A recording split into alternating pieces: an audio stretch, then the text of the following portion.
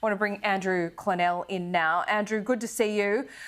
We've been talking via text. There's been a lot of developments in the last 20 minutes or so. What have you heard on the ground? Did Albo and Albanese's office even know about this before the Leavitt tweet?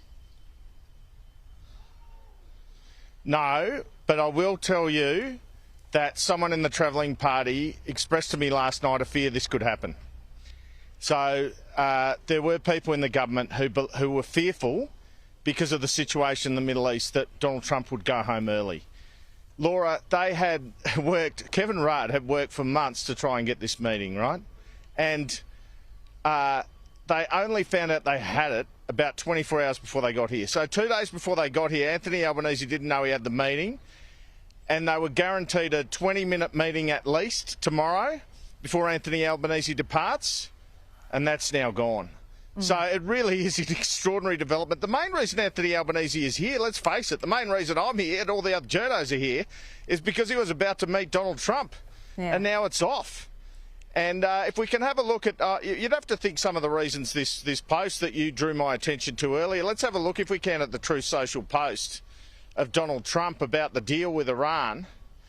He basically said that, you know, people should leave Tehran and that the Iranians should have listened to him and done the deal. Now, if there's any good news for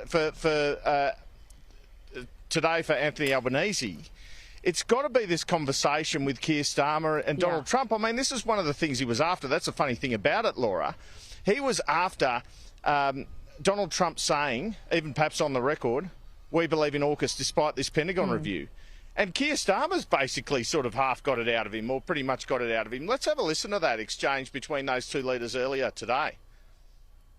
Yeah, we're proceeding with that. It's a really important deal to both of us. I think the person is doing a review. We did a review when we came into government, so that makes good sense to me. But it's a really important... We're very long-time partners and allies and friends, and we've become friends in a short period of time. All right, and here was Anthony Albanese's reaction. He seemed pretty happy at those comments just less than 20 minutes ago. Gave a press conference not knowing Donald Trump was about to bail on Air Force One. I've seen the comments that were made, and of course it is in Australia, the United States and the United Kingdom's interest that AUKUS not just proceed in terms of Pillar 1 but Pillar 2 as well. There are great advantages that we have. The sum of 1 + 1 + 1 sometimes equals more than 3, and it certainly does that in this case.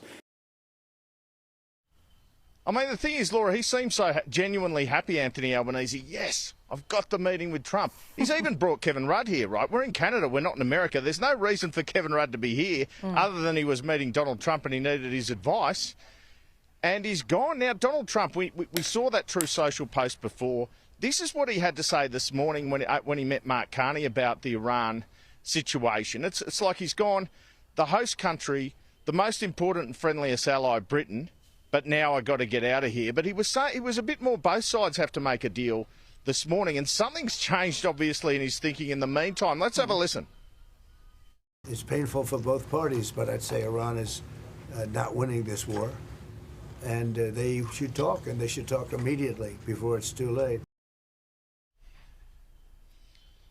Yeah, and this is the post by Karoline Leavitt, his press secretary. I shot into work just before I got on camera. I mean, it's incredible stuff, isn't it? Because if you think about it, Laura, he had a 20-minute bilat. There was an expectation, because Anthony Albanese hasn't been in the G7 summit yet, you know. He's going tomorrow. But tonight is really the start. He goes to the dinner.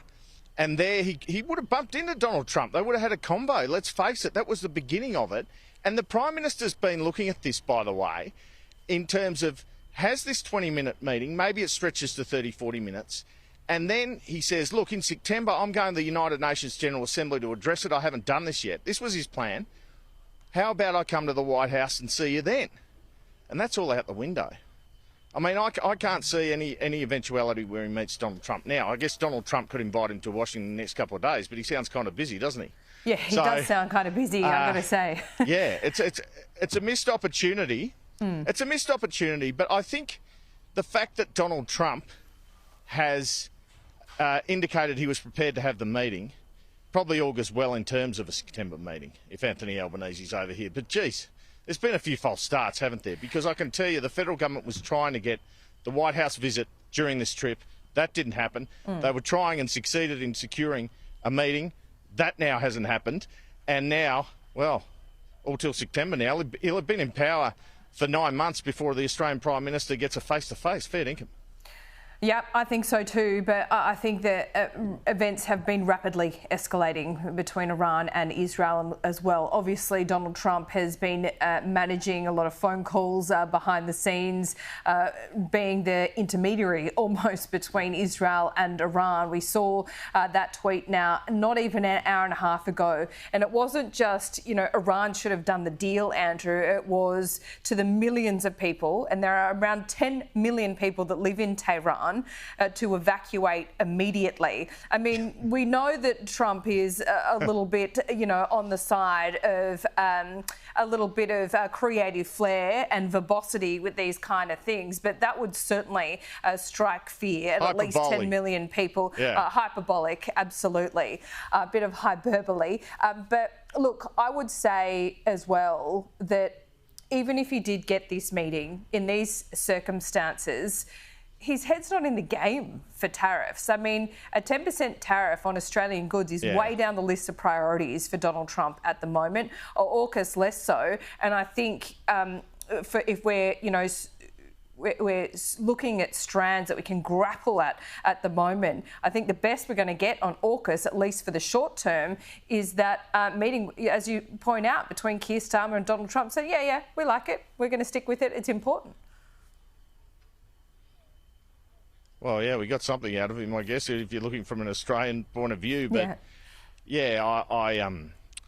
my question of the PM over the weekend when he confirmed the meeting with Trump was scheduled is, hasn't Donald Trump got a lot on his plate at the moment with the domestic concerns he's had as well as the Middle Eastern war, and won't he be preoccupied? And I think that very much would have been the case. And yeah, the tariffs thing, Anthony Albanese said just before that I don't expect a concession immediately. But that's why, again, I'm characterising this scheduled meeting, Laura. It was supposed to be a stepping stone. And that's how it was put to me privately as well. You have this one, you have the face-to-face, you get the connection between the two men, apart from the 3 phone calls they've had. The last one was after Anthony Albanese's election victory to congratulate him. And then you move on in September with the full White House visit. Who knows, a state dinner, whatever. So, a real disappointment, I imagine, in the Albanese camp tonight. In fact, I told one of the officials here about it. I told one of the officials of news while I was running here, and there's a look of shock on their face, I can assure you. Because, again, that's why we're all here, right? Yeah, and it's come from Karoline Leavitt as well. It hasn't come from Trump himself. But also, Andrew, we can tend to be a little bit parochial about these things. Yes, we have, a lot of self-interest in terms of a country involved in our Prime Minister meeting with Donald Trump. But, I mean, look at what is happening in the world right now and the way this conflict between Israel and Iran has escalated quite rapidly in just a couple of hours. Well, there are other priorities, and those priorities should really be our priorities too. Yeah, I mean, but you have to have these meetings at some times, and they happen while all sorts of disasters are going on. That's why they have summits, It's not as if they're not going to discuss the war while they're at it. But I think he obviously just picked, I've got to do the host country, I've got to do Britain. Let's get out of here. Now, what does that post mean? I mean, it means Israel's going to go really hard on Tehran, doesn't it? Does it mean there's some sort of is there any suggestion of American assistance there? We know that America's been assisting them militarily in terms of the Iron Dome and that sort of thing. One of the developments here as well is that there's been 2 aircraft carriers that have been sent to the Middle East. They are on their way there, 2 US aircraft carriers. So that is certainly, not a total indication that America is about to get involved in this war, but it is an indication that they are positioning to get involved if need be.